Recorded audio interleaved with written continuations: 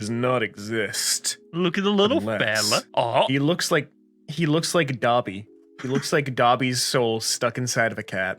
don't do him dirty like that. Look at him. He's so... Oh. Master has given Dobby an Asus ROG gamer laptop. Hello, everybody, and welcome to Calbus. My name is Luma. With me today is Zen. Oh, hello. And today we're looking at some serotonin boosters. Guaranteed to cure your depression. 1 out of 10 scientists agree, so let's just get right into it. 5-year-old boy invited his entire kindergarten class to witness his adoption, and they all showed up. That's so pure. I love how they're all just peering over the little benches as well. That's really supportive. I'm glad for them. They all have little heart cutouts, too. This boy went to the shelter with the intention of adopting a kitten, and as soon as he arrived, one of the cats hugged him. The cat chooses you. Oh God, yeah, I would be so here for that. That cat my God. Yeah, that cat just needed something. Yeah, all right, you're adopting that one. Yeah, there's no way you can't. I love it. I love that. I wish I had a cat that affectionate. Same. I did. I miss them. The guinea pigs just look at us with such hatred and vitriol. I need some animal that loves me. Oh my God, therapy doggo. The therapist dog at my dentist. He looks so scared. I'd be so, I mean, yeah, wouldn't you be? You have to understand, we probably only hear a fraction of the noise those drills produce. Oh my God, I didn't even consider that. Much like how we only receive a fraction of the world's population as our viewership. So help us out by sharing this video with a friend. Here's our social platforms. Tag those to let us know that you're doing your part in the indoctrination effort. Let's just get back into it. Couple ends up proposing at the same time. Cute. Oh my God, they're precious. I love proposing it. Check24 präsentiert das EM24-Tippspiel. In der Check24-App gibt's jetzt das EM-Tippspiel. Corporate conglomerate.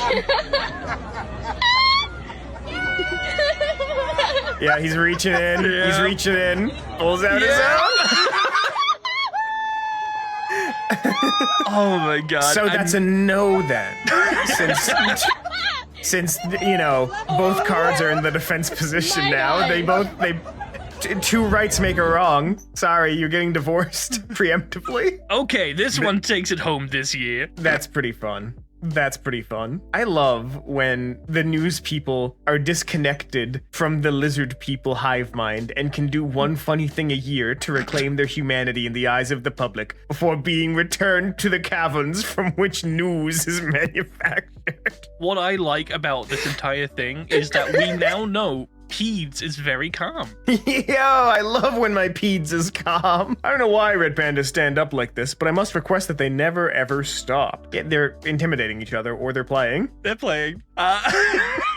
Okay, so the other day, I got sent by so many people the same video of a red panda eating a grape. And he was just such a little polite gentleman taking it and eating it and everything. Don't ever stop doing that, people. Red pandas more. Like, this was unintentional. This just showed up, but it's in here now. I love them. Look at the little dudes. My next door neighbor's guinea pig comes over sometimes to ask for carrots. That is so terribly unsafe. Why is he... Guinea pig should not be free range, but he is cute.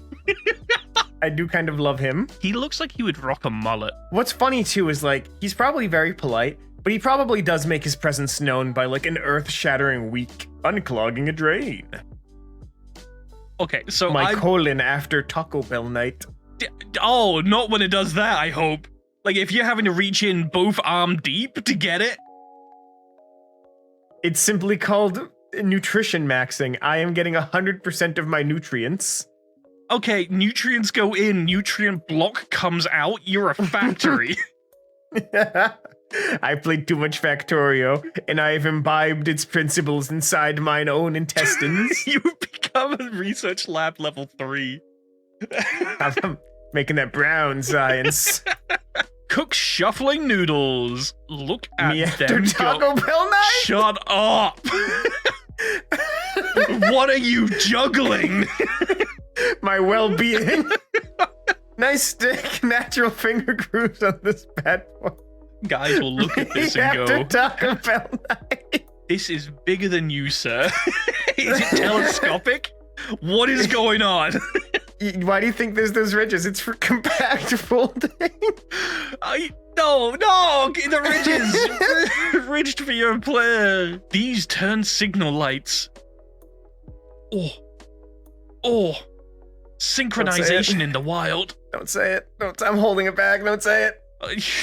From the last couple of posts, you haven't been holding it back. 13. My husband has been so helpful with our baby, but watching him become a dad has been so funny. The other night, he did the 3 a.m. feeding while I slept, but he woke me up to say, okay, I changed him. He's fed, but he's awake still. Do I just hang out with him?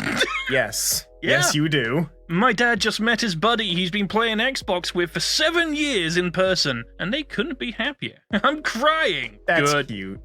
I love it. I love seeing the little kind of, I don't want to use the term success story, but I can't think of a better one right now, of just like online friends for years finally meeting for the first time. It's great when it just goes well. Yeah, that's why I like social games like Sea of Thieves or Tower Unite. I'm crying. I'm so happy for them.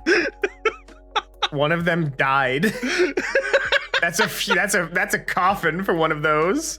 But don't tell them. They look so happy at the moment. This sweater, developed by the University of Maryland, utilizes adversarial patterns to become an invisibility cloak against AI. So there was a book I read forever ago, and I forget what it was called, but they had this device in universe called a fuzz plate that would completely destroy any like algorithms that looked at it. Ooh. So you couldn't easily be tracked by anything.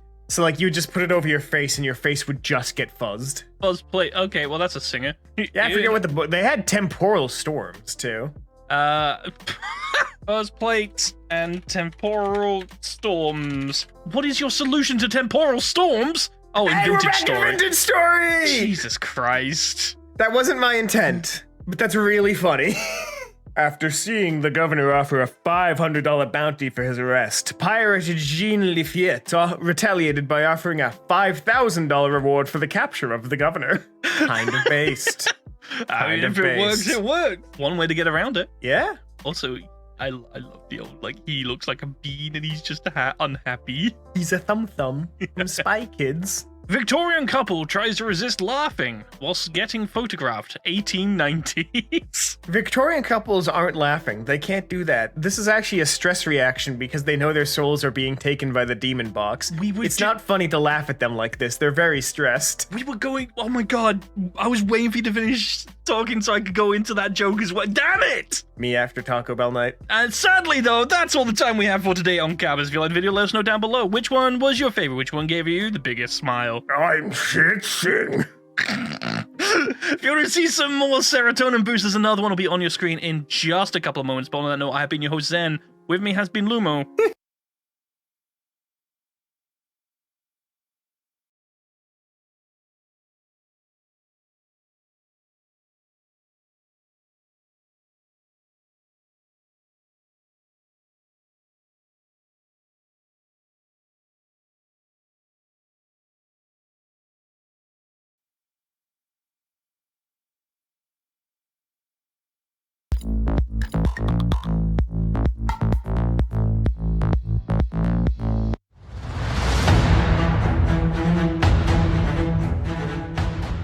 What's up guys, Houndish here, and today we're jumping in with some Destiny 2 news. And as always, on the road to the final shape, we're getting plenty of updates from Bungie. And in today's video, we're going to cover a little bit more dev commentary about the unsunsetting or sunrising of a bunch of weapons which have been redundant for some time now. They give more justifications about that, plus we have some indications for future potential reprised weapons. And there's a bunch of stuff that Bungie are looking to bring back during the episodes. So there's that, as well as other teasers for returning loot in the future. Plus Bungie seem to be taking on board a whole bunch of feedback about the game. As we've seen with the changes in the recent updates, it looks like Bungie plan to continue pleasing the community where possible by bringing a few improvements which have been requested for some time. So we've got all of that and more to cover in the video today, guys. As always, I hope you enjoy this one and find it useful. If you do, get subscribed and turn on notifications so I can keep you up to date with the game. Otherwise though, let's get into it. And first up today, we get a quick update from Bungie. They say, due to an issue preventing players from progressing the Pantheon when joining a checkpoint, they have disabled checkpoints for the Caretaker and Zorok, Explicator of Planets. So there was some weirdness going on with some of the checkpoints there, and there's a temporary adjustment for Pantheon this week. Otherwise, Pantheon seems to have been pretty successful. Let us know if you've had any experiences with it down below. Of course, more Gauntlet options will roll out week over week, so we'll get access to more exotics and rewards over time. Another thing for this week though, we did get a new Archie location, and it was indeed the Cosmodrome one. The final stop though is in Dock 13 in the Cosmodrome right next to Shoreham, where Archie appeared to have been captured by some Fallen. Interestingly though, Randall the Vandal appears to be one of the key targets, and you can find these in Dock 13 even if you're not hunting Archie down. So some random secret enemies tucked away right there. Up next though, let's talk about some other elements, and as Bungie announced a few days back, they are going to be removing the power limit cap on a bunch of sunset gear in the game, which essentially means they're undoing sunsetting. And there's been very mixed feedback about this in the community, especially given that lots of the items which have been sunset have now been deleted from players' vaults. So there's a mixture of both positivity, but also the frustration of knowing that weapons that we had years back and we've now deleted could once again be relevant. But Josh Kalinsky from Bungie offered a few more insights as to why this change is happening. And he said unsunsetting weapons was a big decision for us to make, and we understand that many of you have deleted weapon rolls that you loved. But to dig a little deeper, sometimes in order to build the best game today, we have to make pivots to decisions that were made in the past. And that's the nature of live service game development. And at the end of the day, the ability to play with others is an essential part of the DNA of Destiny, and these power changes look to make playing Destiny with others easier than ever before. And as stated in the TWID, we'll be working on ways to return more of those classic weapons back to the hands of Guardians and better than ever, much like what we did with the Brave Arsenal. And we know that some people will be upset about this change, especially given that Bungie said you could delete sunset weapons and now we've changed course. These aren't things we foresaw, but we believe this is the right move for the success of Destiny in 2024 and beyond.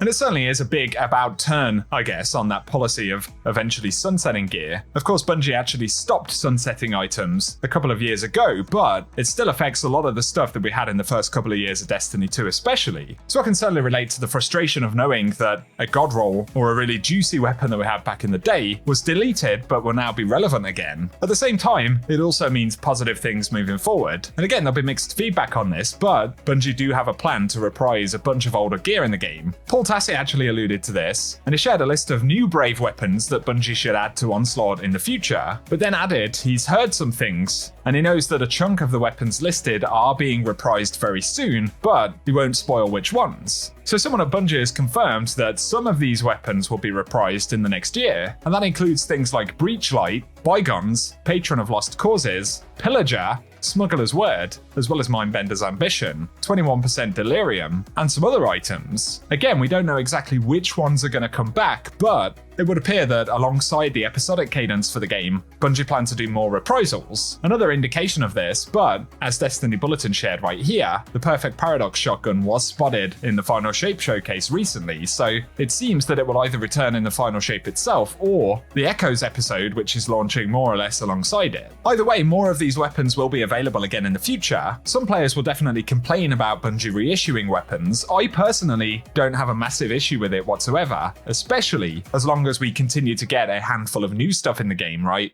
I would also hope that for the episode specifically, Bungie don't lean on reprisals as a sort of core part of the loot pool. To me personally, if we get 8 or 10 brand new weapons in an episode which are really good, as well as 8 or 10 reprised weapons from the past, or even less than that, I think that's a positive surplus, as long as Bungie aren't leaning on it as the new content, right? As I think that's where the problem will start for more players in the community. Give us your thoughts about it down below. In terms of recognizing player feedback though, Paul Tassi had also said it feels like they've cracked open the Scrooge McDuck vault of player requests in the last 3 months. And Cosmo indicated that Bungie plan to continue this, and he said, let us know what else you'd like to add in the future.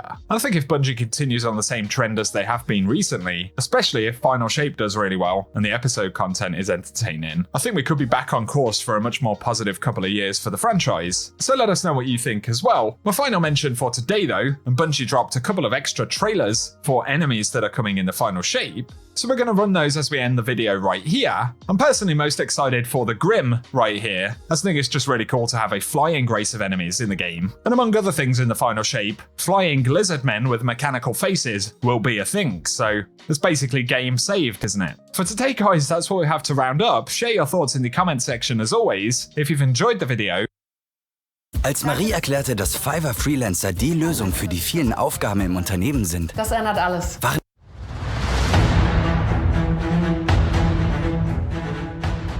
What's up guys, Houndish here, and today we're jumping in with a handful of Destiny 2 updates. And Bungie continue to be pretty vocal responding to feedback about the game and providing updates and changes, and today they talk a little bit more about Onslaught. But additionally, they talk about power changes in the final shape, and they clarify additional power levels we'll be able to earn that we can't do right now, as well as how that will affect some of the content in the game. Then we're going to talk about the rollout of content in the next couple of weeks, future Pantheon stuff, the Brave title, 0 Hour, and the PvP map pack. And Bungie provides some pretty cool call-out maps for the new real estate coming next week. So we've got all of that and a handful of other items to talk about today. As always, I hope you find the video useful, and if you do, a rating below very much helps us out on the channel, but now let's get into it. The first thing today, and Bungie talk about Onslaught, specifically some updates to ADU batteries, and they say this week we made some changes to the way that batteries work in Onslaught, and while looking to fix a bug where batteries could heal defenses, we decided to keep the healing with a few balance tweaks. And so they've buffed the healing factor and made healing consume the battery, but they say this is a great example of the community discovering something that was unintended but fun, and our team looking for a way to lean in rather than just fixing the bug.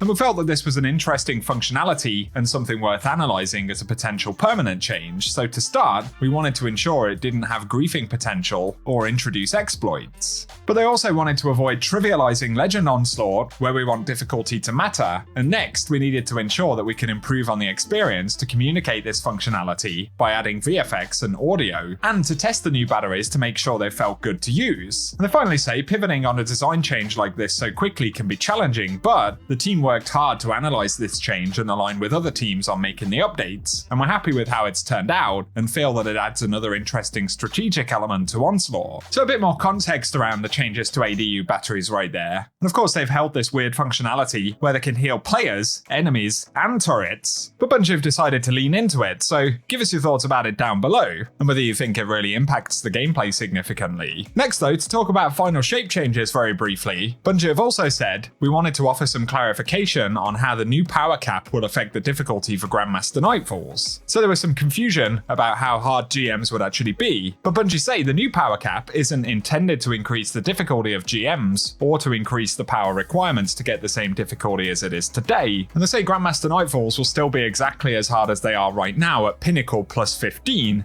it's just that you can go up to Pinnacle plus 20 and make it a bit easier if you like. So essentially you can grind an extra 5 artifact levels to get closer to the enemy level in Grandmasters after the final shape drops. So if anything, we'll actually be more powerful overall, assuming that we go ahead and get that maximum artifact power. So that's definitely good to know, and that additional plus 5 on the artifact could potentially have an influence over other activities, probably being most notable inside of the harder content in the game. So that's cool, and it essentially means we get more power, and as Bungie revealed the other day when Final Shape launches, the artifact associated with the Echoes episode will be immediately available. And then throughout the episode itself, Bungie will introduce additional artifact mods, and that'll be during each of the acts. So quite a few system and quality of life changes coming up, and give us your thoughts as always in the comment section. On to more current content in the game though. Some players have been asking why the Brave Seal isn't attainable just yet, and it's a difficult one because one of the triumphs coming up is actually hidden, so it can essentially look like you've completed the title, although there is one additional objective, and one of the Bungie mentors said you can't currently earn all of the triumphs, and the 10th and final triumph is hidden until the 14th of May, and much like we saw with the Whisper, that relates to the 0 Hour mission that will launch on that week, so the upcoming Return and Exotic mission will be the final requirement for the Brave title for any folks who are completely up to date, and again that drops on May the 14th. Before then though, next week we do get a couple of additional bits of content, and that includes the second Pantheon Gauntlet. So according to the order here, the second one will be Oryx Exalted. That requires a completion of Golgoroth, Caretaker, Macrocosm, Atrax 1, and then Oryx. And the reward structure will be pretty similar to this week. We do get the new emblem, as well as Spoils of Conquest, and then, for the high score versions of those encounters, if we can complete all of them, we'll get a Harrowed Quillam's Terminus. And of course, in addition to the other drops that we can pick up from our site fight and the encounter drops themselves, Pantheon is certainly very rewarding, but without a doubt, the difficulty will scale over the next couple of weeks. And looking at it, by 14th of May, we'll definitely be in a territory where those more difficult completions will certainly require a coordinated and experienced raid team. But I'm looking forward to seeing what Bungie do with Pantheon in the future, and hopefully it's something that will return beyond the final shape, maybe even as a seasonal event that gets updated or something like that. Let us know if you'd like to see that. But a last quick thing here, the PvP map pack will be dropping next week on the 7th of May, and Destiny the Game on Twitter did share the callouts for Cirrus Plaza, Dissonance, and Eventide Lapse with these new PvP maps, which were created by Relict. So these are really cool. You can see each of them in more detail on the screen right there. I'll also link Bungie's post down below if you want to take a better look and start memorizing them. Otherwise, Bungie did provide some gameplay back in one of the reveals for Into the Light. So by next week, as well as a bunch of brave weapons, we'll have some new spaces to actually play on in the Crucible after a considerable period of time. So that's something to look forward to, and let us know your thoughts on it down below. Final couple of mentions, and Lightfall is available as part of the PlayStation Plus Essential titles for May, so if you're a PlayStation player, between May 7th and June 3rd, Lightfall will be completely free, so if you don't have access to that expansion, it'll certainly be worth taking advantage of. And a final mention here, but the other day, there was a little bit of drama when Bungie accidentally posted a listing for a new community manager job, and given that Bungie actually laid off a bunch of community managers a few months back, it certainly seemed pretty weird, but Gary Clay from Bungie did confirm that this job role was mistitled, and they're actually looking for a principal communications manager, which is a role that's become vacant very recently. And communications manager is responsible for all community and go-to-market communications, essentially working between PR and marketing teams, so very much a different role to community manager. That's all we can really clarify about it for now, but I thought it was worth a quick mention nonetheless. For today, guys, that's what we have to round up. I'll keep you posted as always later on if the TWID has any additional juicy bits, and with us getting a lot more reveals for Final Shape coming down the road, definitely it's worth getting subscribed to the channel and turning on notifications by hitting the bell icon down below so that I can keep you up to date as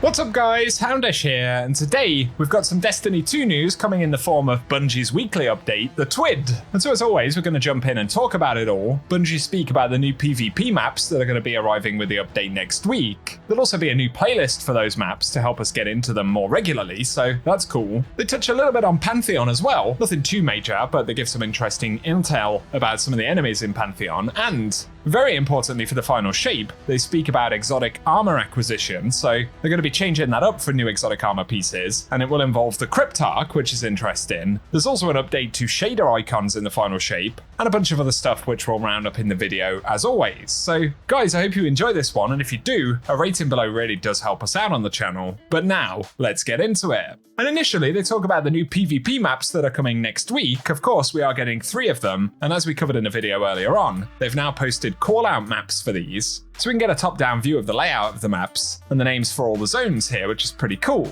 On top of that though, they say, when these maps arrive on May 7th, they'll be on a separate 3v3 playlist called New Territory, so you can enjoy the new experience these maps offer on demand, and the playlist will replace the 3v3 quick play node and feature 3 maps with the following game modes, so we'll get Survival, Elimination, Clash, and Collision. Plus they say be sure to pick up the intro quest from Shax for more details on the maps and the playlist. And additionally, while New Territory is designed to be the playlist for the new maps, the maps will also be available in other playlists and private lobbies as normal. And they finally say that New Territory will be available until the end of the season, at which point any player who engaged in the playlist will be awarded with the new Staycation emblem, which is the one we can see on screen right there. So that's pretty cool. And it's nice that there is a specific playlist to help us get onto these maps without having to hunt them down randomly. So give us your thoughts about that, and more details about it are in the TWID. Also in the TWID though, they talk a bit about Pantheon. They don't go into any more future details for the mode, but they have these little profiles for a bunch of the bosses that we get inside of Pantheon, like Golgroth, Caretaker,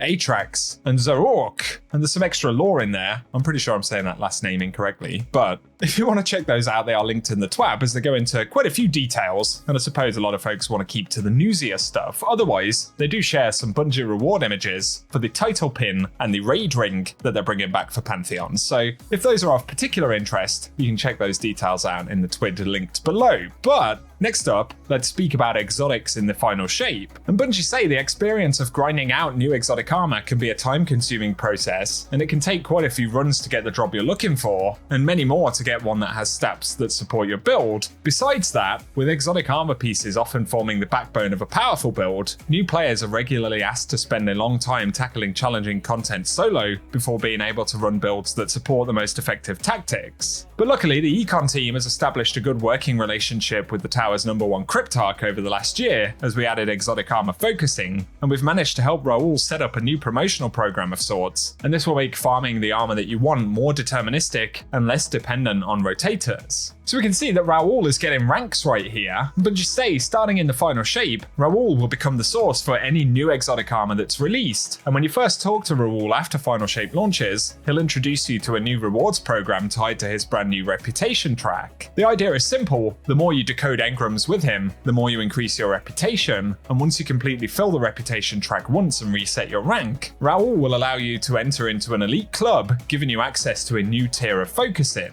And once you become one of Raoul's engram insiders, you'll be able to purchase any piece of exotic armor for any character on your account for 1 exotic engram, an exotic cipher, in addition to the previous focusing options. And because this is tied to Raoul's reputation track, there is no weekly limit to using this tier of focusing. As long as you still have exotic ciphers and engrams, you can keep rolling armor. And the same with this change, we're also altering the way that old sources of exotic armor work. Firstly, lost sectors will keep the same drop rates for exotics, but will instead drop engrams whenever they previously dropped gear. Neomuna will also still drop new exotic armor when you complete a Vex Strike Force encounter, but we won't be adding any more new armor to the drop list after Season of the Wish. And with these changes, we know you're wondering, how long will it take to get this newfangled tier of focus in? And without going into too much detail, the actions that will give you the most reputation will be Precision Decryption, which is tier 2 focusing, followed by Advanced Decryption, then opening an exotic engram, and at last, opening Prime engrams. So if you want to be ready for the Witness's forces as soon as possible with the raid coming up early in the final shape launch, make sure to stock up on exotic engrams and ascendant shards before June 4th, as with a little more than a full stock of exotic engrams, you'll be able to start focusing new armor. So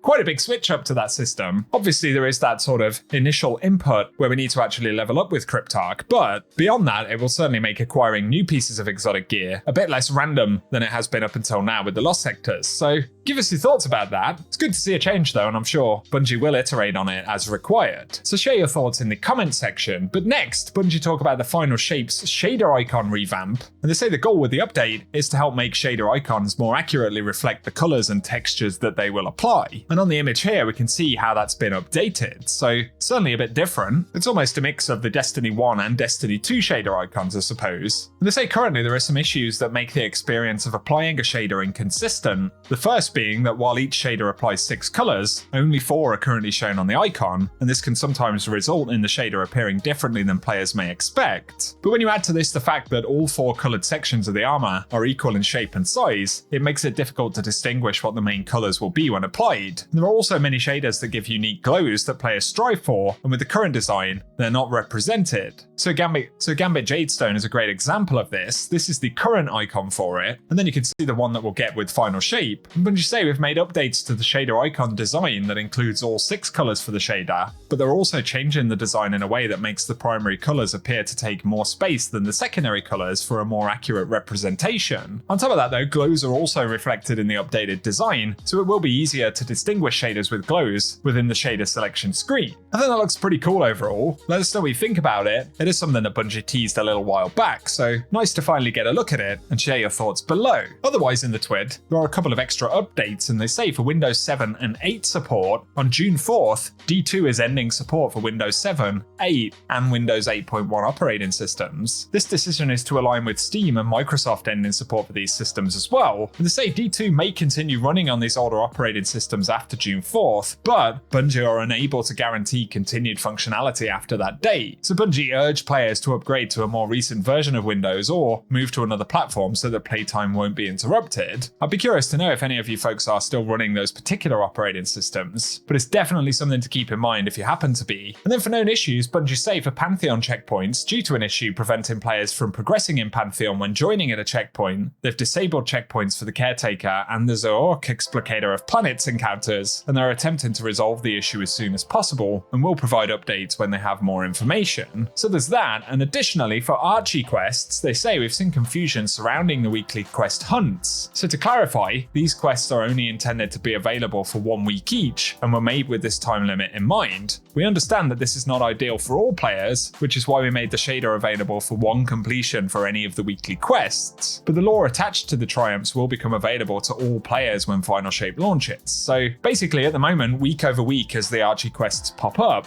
they're only available once inside of that given week, and then they're gone forever. So you can't catch up at the end of the season, basically. So if you're interested in hunting Archie down, getting the tokens of bravery and things like that, definitely it's something to keep in mind. For today though guys, that is the TWID, so as always I hope it's been an interesting one. Certainly excited to see the exotic armor changes that we're getting with Raoul, and the fact that there'll be ranks there, as well as the shader icon update, and of course the PvP content that's coming around next week, cool new emblem, and a playlist that helps us get into those new maps. So a few more positives if you ask me, but let us know what you think below. If you've enjoyed the video and found it useful, a rating really does help us out. I need to find the best way to learn math and science. It's brilliant.org. Whoa. What's up guys, Houndish here, and today Xur has returned to Destiny 2 for the weekend of the 3rd of May. Had to check the date right there as I'd written it wrong in my document, but as we can see, Xur is here in the Winding Cove in the European Dead Zone, so let's take a look at what he's got for us this week. Prometheus Lens is up first for the exotic weapon, certainly an interesting one, very OG Curse of Osiris weapon if you've never used it. Then we got Lucky Raspberry for the Hunters, total stat roll of 66, mainly with mobility and strength. Dune Marchers here for the Titans, total of 65, leaning towards mobility, resilience and discipline. And then we've got the Getaway Artist, total of 67, primarily with mobility, recovery and discipline right there. So maybe some decent ones to pick up for some folks. But for the legendary stuff, True Prophecy has Overflow and Elemental Capacitor. Then we've got the Grid Skipper, which has got Moving Target and Snapshot. And then the Ikelos Hand Cannon, Triple Tap and Focused Fury, as well as the Truth Teller, which is Grave Robber and Swashbuckler. Up next though, Tarnished Metal actually has Rapid Hit and Volt Shot, which isn't too bad at all on this thing, so maybe one to grab right there if you never crafted a better one. Then we've got the Shattered Cypher with Under Pressure and Unrelenting, as well as the Fire and Forget Linear Fusion Rifle, which is Rangefinder and Chill Clip. So between some of these, there might be a couple of rolls that tickle the fancy of some folks. Let us know what you think down below. But for the armor, we've got the 7th Seraph set of gear available this week, so if you need to add it to collections, or if you're curious about stat rolls, certainly it's worth checking in on your various characters. But for the exotic weapon right here, we've got Hawkmoon with Surplus this time around. So that does it for Xur inside of Destiny 2. If you are collecting in D1, he's got the ATS-8 Arachnid, as well as the Eternal Warrior. The Hereafter, I remember using that for my first Kingsfall clear back in the day. And then we've got the Legacy Chest Engram and the Stag. I'm pretty much, or pretty sure I just do this D1 stuff for nostalgia purposes at this point. As always though, hope the video has been useful guys. If it has, a rating below very much helps us out on the channel. Also be sure to get subscribed for more Destiny content.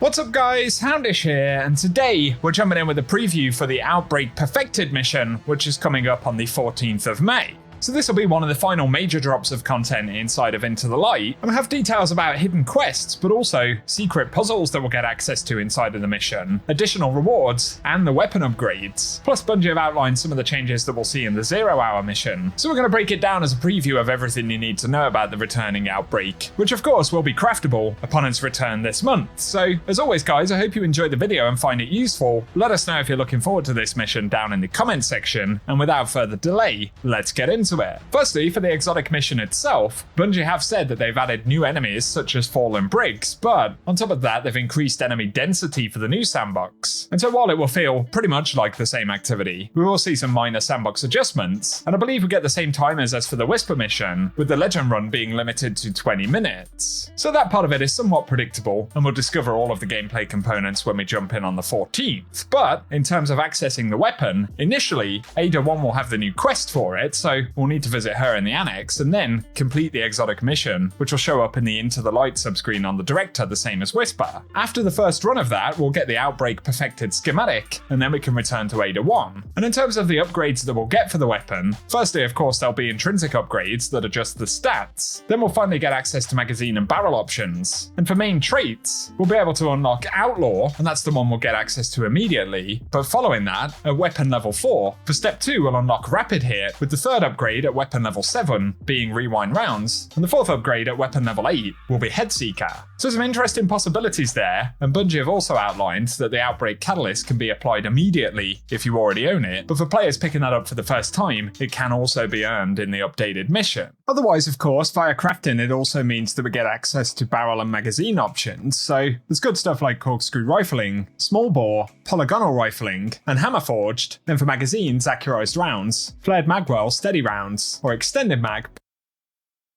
Hey Leute, heute stelle ich euch Opera GX vor. Opera GX ist ein Webbrowser mit sehr vielen coolen. Plus, with the craftable version, we'll be able to get fitted stock, short action stock, composite stock, or hand-laid stock. So let us know what your perfect Outbreak perfected would be down in the comment section. Some of the quest steps for the upgrades, though, will actually take us out of the 0-hour mission. So for Outbreak Refined 1, we need to defeat Fallen in the Cosmodrome to claim inert Siva clusters. So it will probably just be random Fallen kills, with the second step requiring us to toggle the first pair of switches in 0-hour on Legend difficulty, before finishing the mission and returning to Ada 1. For the Refined 2 upgrade quest though, we need to defeat Fallen in the Exodus Garden 2A Lost Sector in Cosmodrome, and then toggle the second pair of switches before completing the mission. And the third quest needs us to defeat Fallen in the Devil's Lair Strike in Cosmodrome to get the Siva clusters. And following that, we'll need to toggle the final pair of switches in the mission and complete it once again. And so those are the 3 weapon upgrade quests, but probably also tied to the intrinsic upgrades, there will be 3 vault puzzles in the exotic mission as well. So the Vaulted Obstacles Triumph requires puzzle 1, 2, and 3 to be completed, and we'll get an exotic ship schematic for each of those, and the Vimana Junker is the exotic ship which has been updated for this mission. Not sure how hyped I feel for that one, it certainly looks better than the original. Let us know what you think down below. But those puzzles probably will roll out week over week, so it'll require the full 3 weeks of completion. But additionally for 0-hour, it's worth noting that if you're working on the Brave title for Into the Light, the final objective, which currently isn't visible in game, will be Triumphant Outbreak, which simply requires a completion of the exotic mission overall. Additional triumphs for the mission though include Quarter Hour to complete 0-hour in under 15 minutes, but there's also Nimble 0-hour to survive Trevor's Maze and reach the Cryptarch Vault in the exotic mission without dying. Then there's one to complete the mission on Legend difficulty, one to complete it flawless. Plus there's a 0 help triumph for getting a solo clear, as well as a solo flawless run, and there's upgrades of Contagion as well, which simply ticks off the refined quests for the various upgrades. So a few objectives to go after there inside of the exotic mission, and given that this one will launch when most of the Into the Light content is completed, it's probably something that more players will jump into immediately at that reset than perhaps what we saw with the Whisper mission. So very much looking forward to it, guys. Give us your thoughts in the comment section, and that does it for the quick preview today. If you have found the video useful, a rating below really does help us out on the channel. Plus, be sure to get subscribed and I can keep you posted with more Destiny content. But otherwise, I very much appreciate you tuning in, and I hope you guys have an awesome day. It's classic. Outlaw perk is back, so you. Pantheon releases today in Destiny 2's Into the Light release. A raid gauntlet with new weapons available to free players, exclusive emblems to go after, and the Godslayer title. In this video, we'll go over everything you need to know, including the bosses, rewards, and how the activity works. Also, we'll recap some new content coming to Destiny 2 today, the Super Black Shader, and some recent quests. Let's jump right in.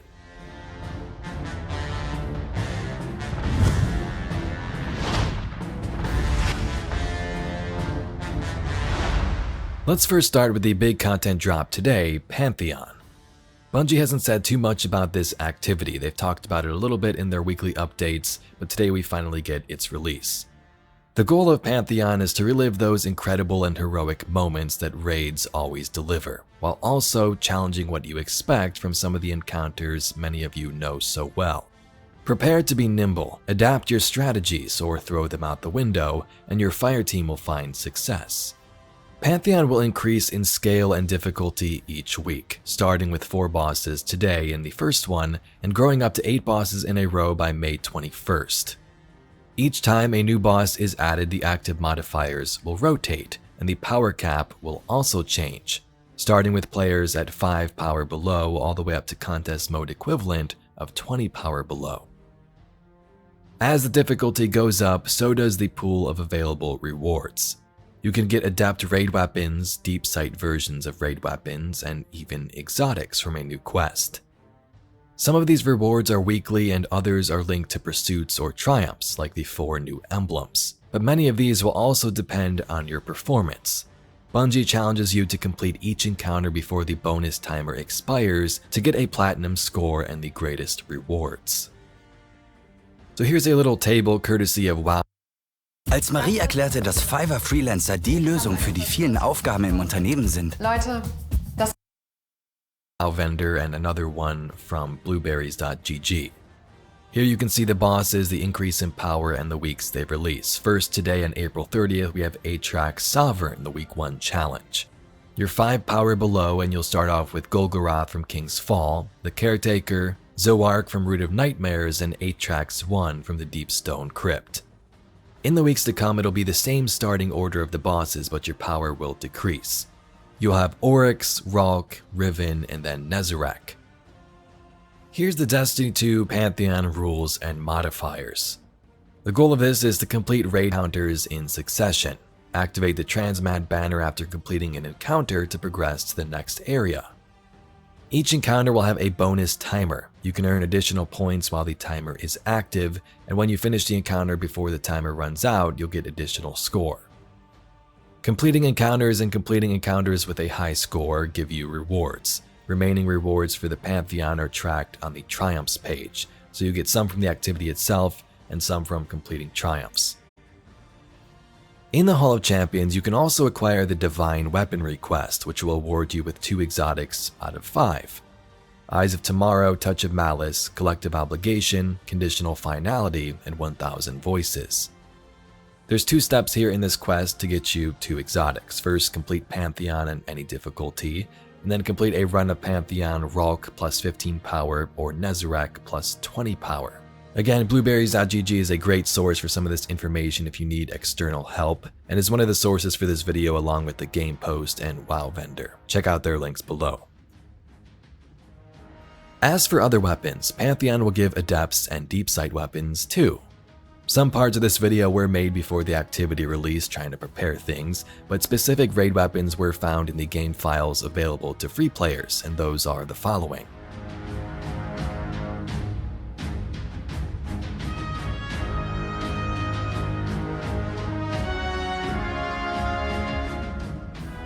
The available adept weapons are Smite of Moraine, Quillam's Terminus, Insidious, Acacia's Dejection, Zoeli's Bane, and Rufus's Fury. So there are 4 challenges or versions of this Pantheon up to, May 21st or 22nd. This week's is 8 tracks, and it'll increase in encounter and difficulty until the final shape. Each gauntlet has its own emblem if you complete them, and they look pretty epic. I found these 4 from the sources and searching around, so I'm not sure if there's some for Nezarec and the last couple of encounters, but here's Atrax Dethroned, Exalted Beyond Oryx, Elevated Above Nezarec, and Ralk Subdued.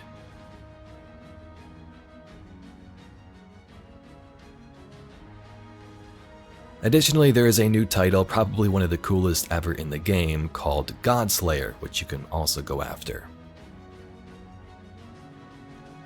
So there is a summary of Pantheon and how it works, but today you should also be able to unlock the Super Black Shader from Lord Shaxx and Arcite if you've leveled Shaxx to his max rank and completed Arcite's quests.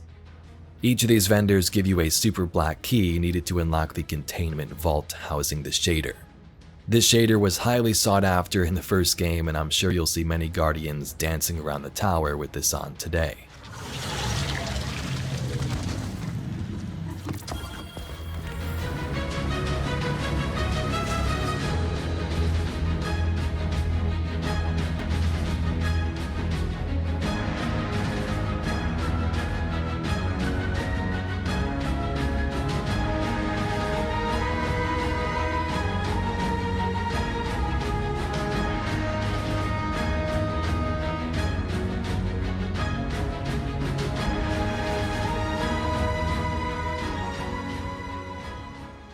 Although this is the third week of Into the Light and you can unlock the shader, it seems the Brave title is still a bit time-gated until the 0-hour mission releases this May. So that's unfortunate. Many thought you'd be able to get the shader and the Brave title today, but you should have that in the next couple of weeks if you're going for it. And in case you missed it, last week there was a mini quest in the tower to find Archie, Anna Bray's exo dog who went on a bit of a stroll. If you haven't done it yet, it starts near Ada 1 where he usually is in the tower. Some footprints lead you around the social hub with clues in your quest tab and reward you some trophies of bravery and an expired ramen coupon. Until next time.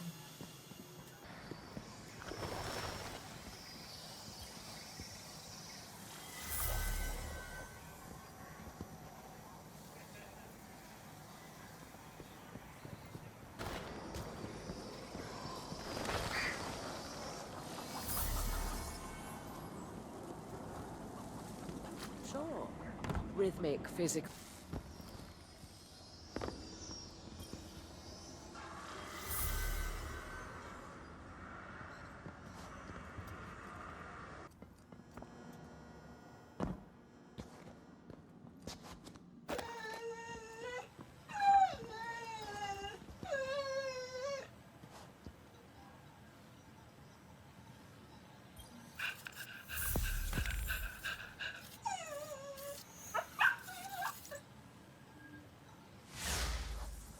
Hello again.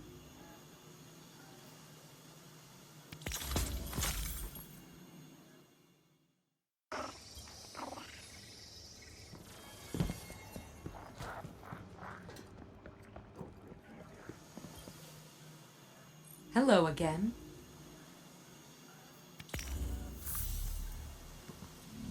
Come. I'm not sure. Status.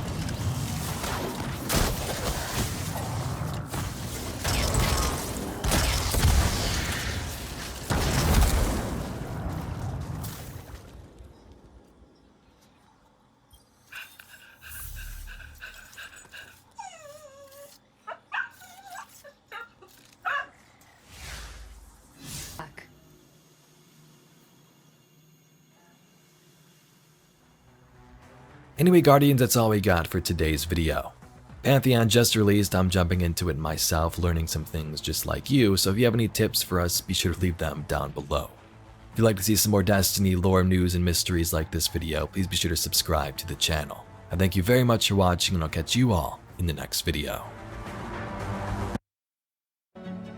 Unsere Welt wird von Energie angetrieben.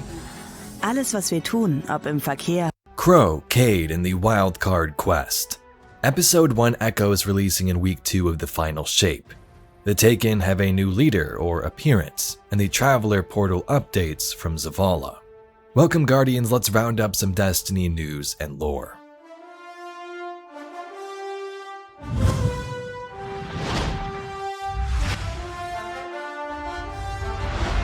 So today's video is kind of all over the place. There's been some interesting final shape news and info I've wanted to cover, but haven't really got around to it with the Into the Light releasing and the last few weeks of lore. So why not throw it all together in one video? Let's first begin with the Final Shape episodes in the Wildcard Quest. A couple of weeks ago, Bungie stated that the Final Shapes raid will release on June 7th, just 3 days after the expansion releases. Now, the community was kind of iffy about this. The expansion just releases, are we going to have enough time to get our power up and be raid ready in just a couple of days, even with the legendary campaign? But thanks to Katarina, the project lead for Destiny 2's expansion, she gave us some insight as to why this is, and explained some of the new Final Shape release content or seasonal mode going forward in the episodes. She says this: "Hey everyone, want to talk about why the Final Shape raid is going live shortly after release on June 7th. We know this is a tight turnaround and wanted to share some context on why we made this decision. Back in August, we said that finishing the campaign would not be the grand finale of the Light and Dark saga. You will be facing off against the Witness in the raid. And for non-raiders, there will be an opportunity for everyone to experience the conclusion sometime after the raid.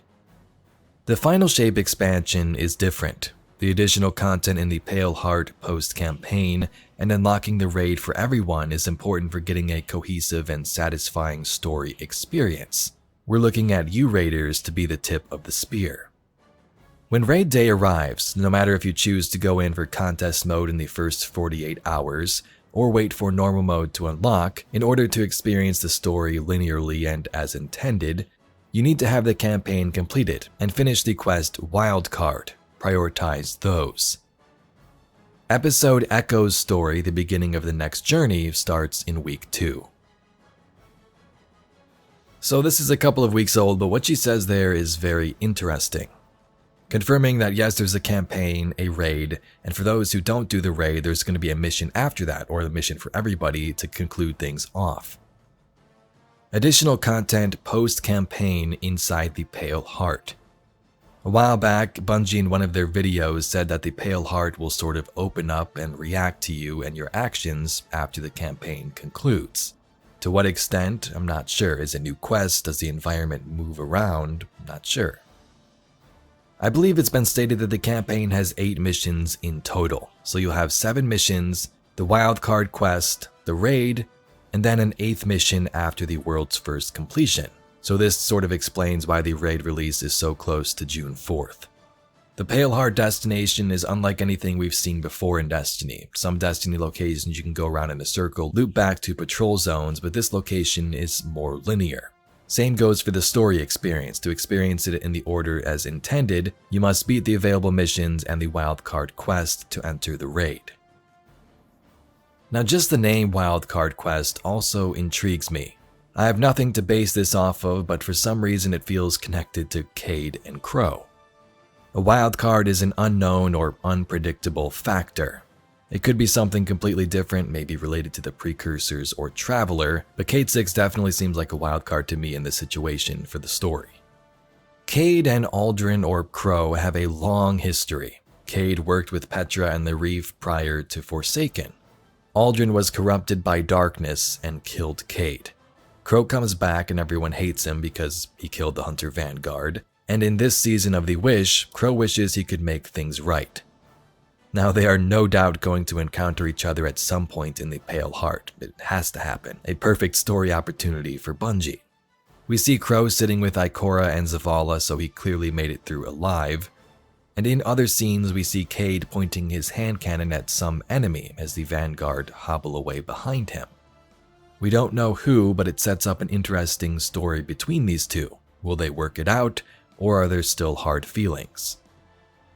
As we look at it right now, you got campaign, wildcard quest, maybe after those 7 missions, so does this fit into the story somehow, or is it completely separate? Maybe this wildcard itself, this unpredictable outcome, will actually help us enter that raid and encounter the Witness. As we progress through the Pale Heart, maybe we begin to fail, and this wildcard changes things, turning it in a more positive direction, allowing us to finish the fight. The last bit from Katarina confirms the first episode, Echoes, will begin in week 2 of the Final Shape. Seasons are no longer a thing, so the episodes pick up right after the expansion.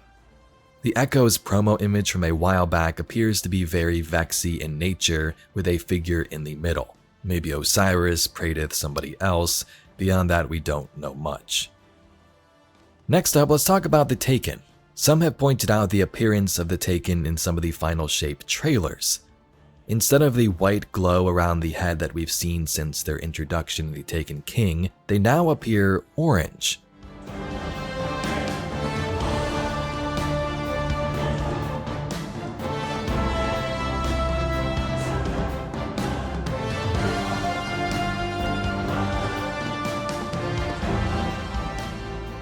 I'm assuming there's a reason for this story-wise. The Taken, or power to take, was granted by the witness. Mara told us this. I have already learned much by observation. The Taken pursued her here. Taken she once controlled. Taken that now serve a new master. Or, if Savathun is to be believed, their original master. Not her brother, Oryx, but something far older.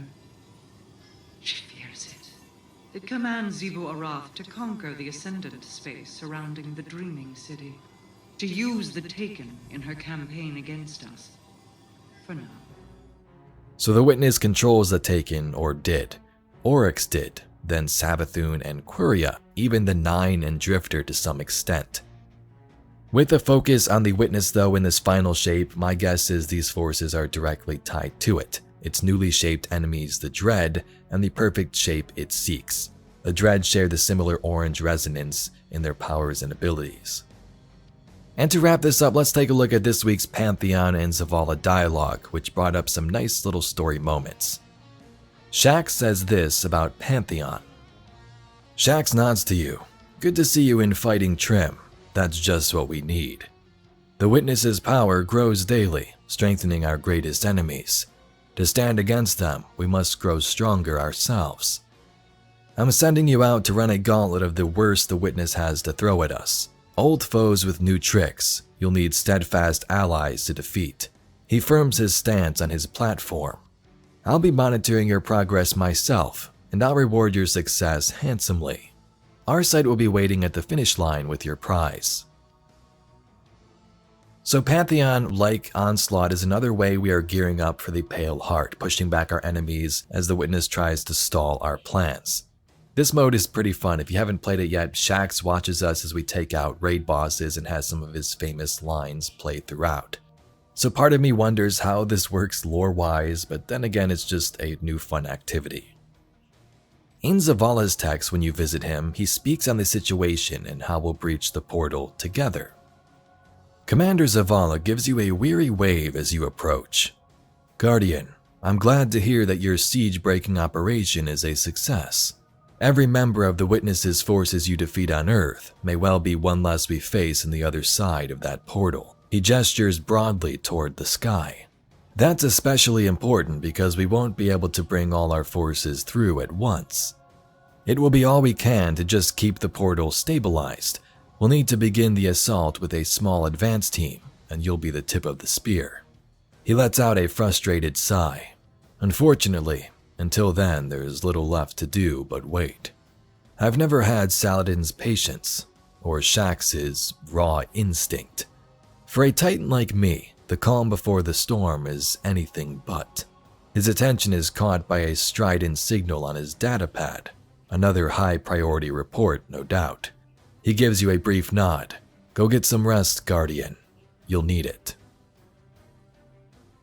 So there we have some more story elements from Into the Light. Although this release wasn't supposed to happen and Bungie threw it together with some of this epic content, it's nice to visit these characters around the system and hear some of their journey and tales as we prepare for the final battle. Anyway, Guardians, that's all we got for today's video. If you'd like to see some more Destiny news, lore, and mysteries just like it, please be sure to subscribe to the channel. I thank you very much for watching, and I'll catch you all in the next video. Hör Audible Originals, Hörbücher und Podcasts für die ganze Familie. Audible, jetzt kostenlos testen. This week in Destiny for May 2nd, 2024. The PvP map pack launched for free. Pantheon boss profiles with some new lore tidbits. New Raoul reputation and exotic system, the final shape shader revamp, the PvP strike team update, and much more.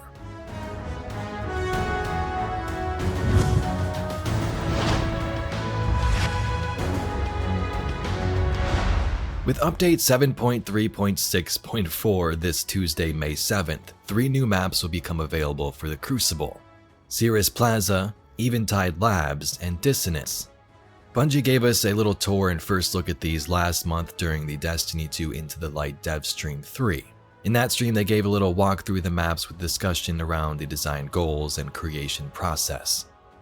But in this weekly update, they've partnered with Relics to develop callout map overviews. They've seen some fans use his callouts on maps for years and are thrilled to work with him on this new set of images. Eventide Labs is set in a long-forgotten human colony research outpost on Europa that Aramis chose to use as a refueling station.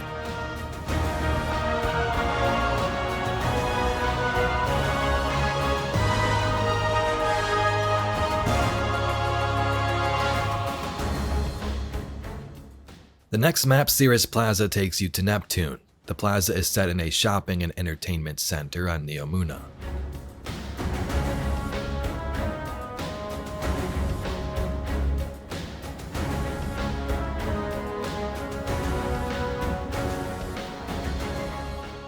If you've wanted to play PvP on a terraformed pyramid ship, now's your chance. Equal parts beautiful and haunting, Dissonance is set on the Witness's former ship Essence, which was terraformed by the Traveler, the same one in the Root of Nightmares raid.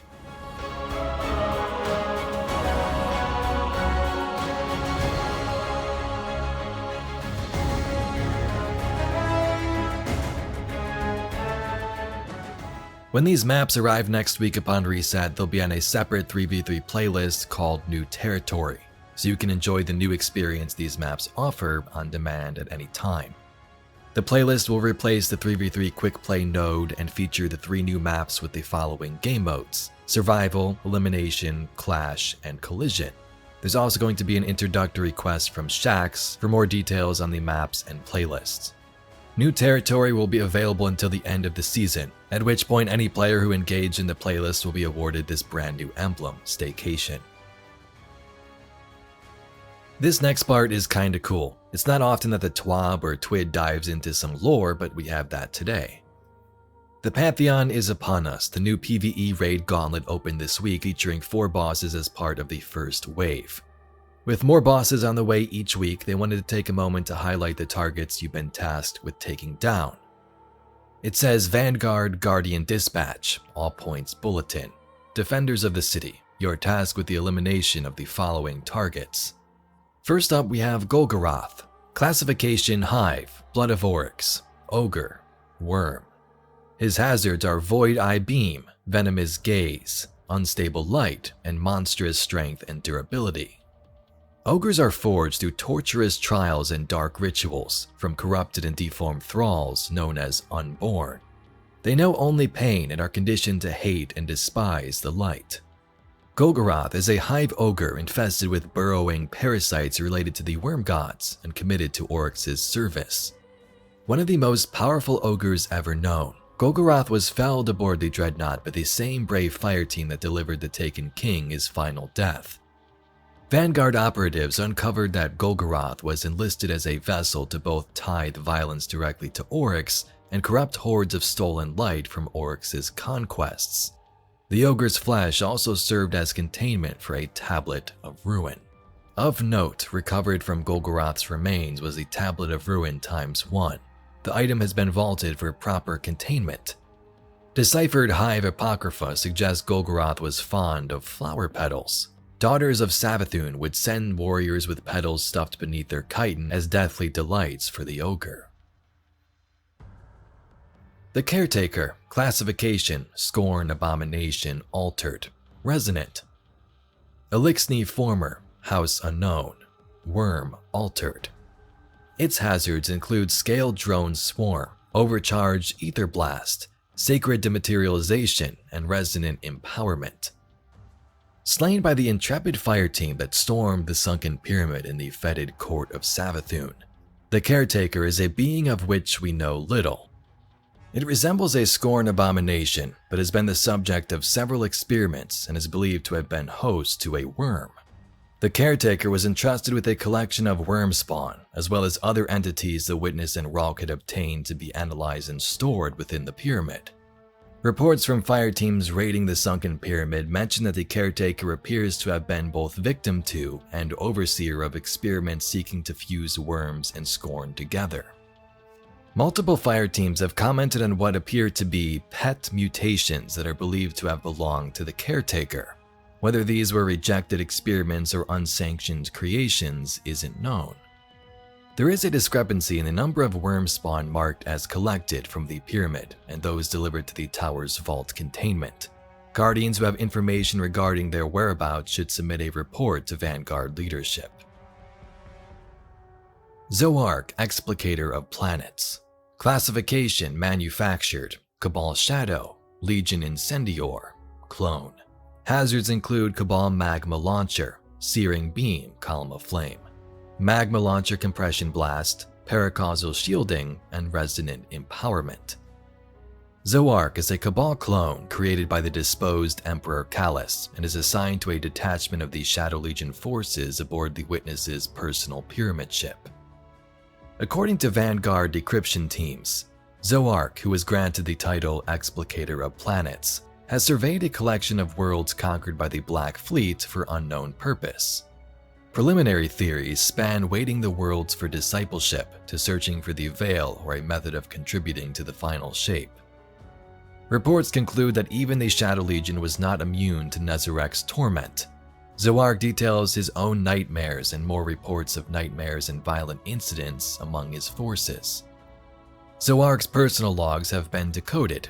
It seems that whatever their official goal was, they were personally cataloging worlds that had once been part of the Cabal Empire, but were no more. And lastly, we have Atrax 1, Fallen Exo, the wild card. Before we jump into it, it's interesting that this boss specifically has a title under it, the wild card. We know there's a wild card quest in the final shape, probably not tied, but I instantly thought of that. Classification: Elixni, Exos, House Salvation, Baroness, X House of Devils, Council. Her hazards include Modified Shock Rifle, Extinction Protocol, Self-Replication, Teleportation, and Stasis Empowerment. Exos are humanoid machines that house a living mind. Atrax 1 obtained this technology from a Braytech station orbiting Europa. Atrax's mind commands multiple copies of her exo frame. Before converting her form, Atrax acted as counsel to Aramis, Kell of House Salvation, for many years. Atrax was entrusted with command of the Deepstone Crypt. She was destroyed by the Guardian fire team that brought the Morning Star down from orbit. Atrax 1 created multiple copies of herself to deceive foes. Fire teams encountering this tactic in the future are advised to locate the original target and focus a simultaneous strike. Atrax was at one time seen as a voice of reason, an orator able to speak to the hands of the Elixni youth in House Salvation. Of note, the Hidden have relayed rumors that a copy of Atrax 1's mind exists stored somewhere on Europa. This has yet to be verified. At least 2 of the initial 6 fire team members that destroyed Atrax 1 believe they destroyed a clone and that the real Atrax 1 still lives. This is under investigation. Atrax 1 was known to prefer synthetic lubricant when undergoing maintenance. So there you have some interesting tidbits of lore about these bosses in the Pantheon mode. Do you think Atrax 1, this wild card, goes further? Is there more to that? Or was this just a fun lore explanation? Next up, Rahul is getting an update. Starting in the final shape, Rahul is going to be the source for any new exotic armor that they release. When you first talk to him after the expansion drops, he will introduce you to new rewards program tied to his brand new reputation track. The idea here is simple. The more you decode engrams with him, the more you'll increase your reputation. Once you completely fill the reputation track once and reset your rank, Rahul will allow you into an elite club, giving you access to a new tier of focusing. Once you're granted this, you'll be able to purchase any piece of exotic armor for any character on your account for 1 exotic engram and 1 exotic cipher, in addition to the previous focusing options. Because this is tied to the track, there is no weekly limit to using this tier of focusing. As long as you still have exotic ciphers and engrams, you can keep rolling armor. With this change, they're also altering the way that old sources of exotic armor work. Lost sectors will keep the same drop rates for exotics but will instead drop engrams whenever they would have previously dropped gear.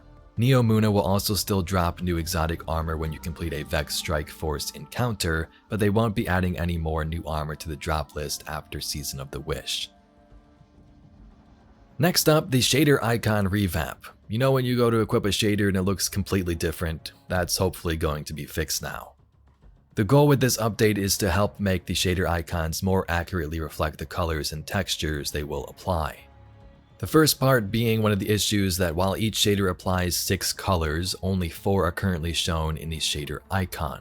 This can sometimes result in the shader appearing differently than players may expect from the icon preview. Here's an example. This is the old Gambit Jadestone shader icon next to the new one. They tested many different design solutions for this goal and eventually settled on adding a diamond to the center of the current icon, helping you decipher some more of the colors. Next, there's a whole section about the PvP strike team. A basic summary is as follows.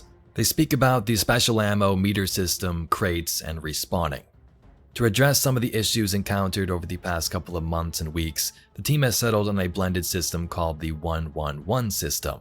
Players will respawn with 1 kill's worth of special ammo. Primary weapon kills will drop special ammo bricks, and crates will provide a single kill's worth of special ammo.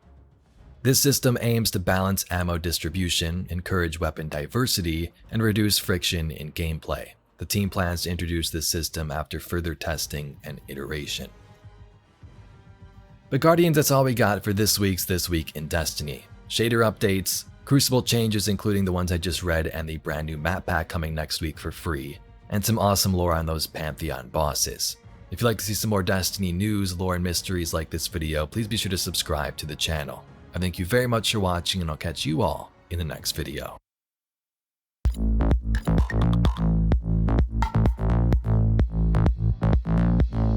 New boss lore. Join us today as we unravel the mysteries surrounding Golgoroth's origins, the Caretaker's experiments and possible Dread creation, the search for ancient Cabal worlds, and exo backups of Atrax 1, the Deepstone Crypt.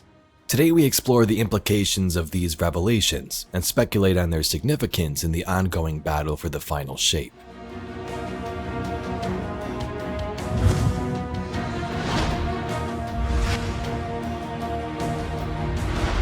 We went over the new lore summaries from the bosses in the This Week in Destiny yesterday, but there's some interesting things that I wanted to dive a little deeper into. So we'll summarize the new info again and take it a bit further. Let's start with Golgoroth.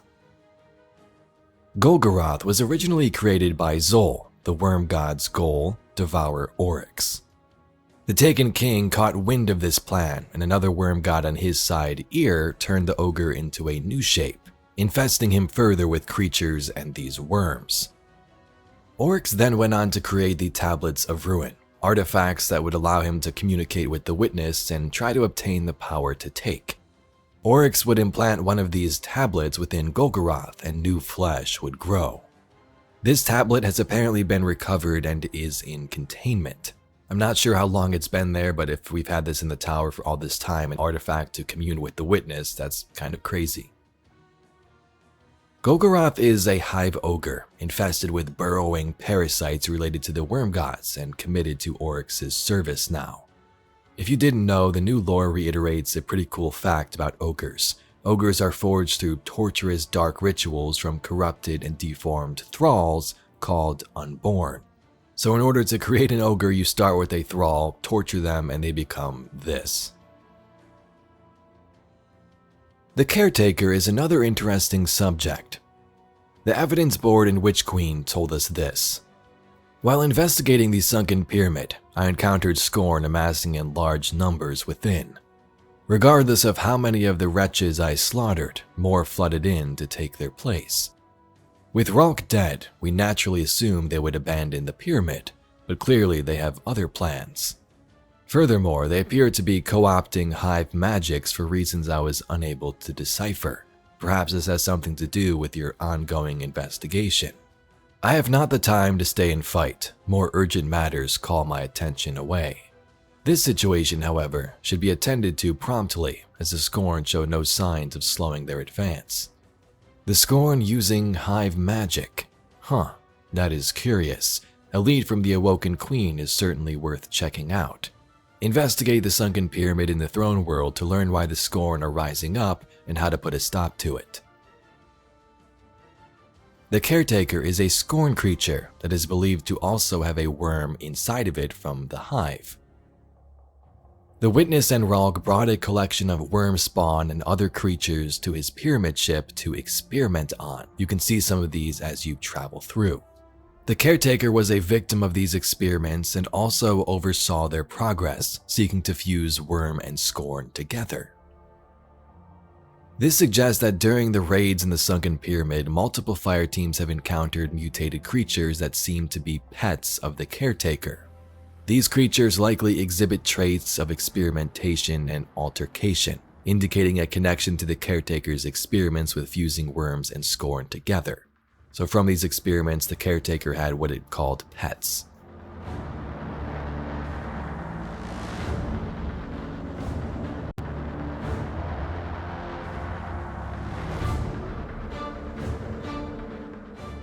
Furthermore, there is a discrepancy noted between the number of worm spawn recorded as collected from the pyramid and the number that actually made it to the tower vault containment.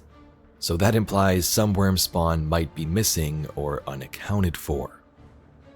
I've made a video on this previously where we speculated that the Caretaker's experiments for Ralg and the Witness may have a connection to the new Dread enemies we see in the final shape. The Dread do seem to be reshaped versions of some of the enemies we've come to face, the Hive and their worms like the new Husk and their Geists. Some even appear to have similar hoods like the Caretaker. Zoark is a manufactured Cabal shadow, specifically a Legion Incendior clone created by the disposed Emperor Callus.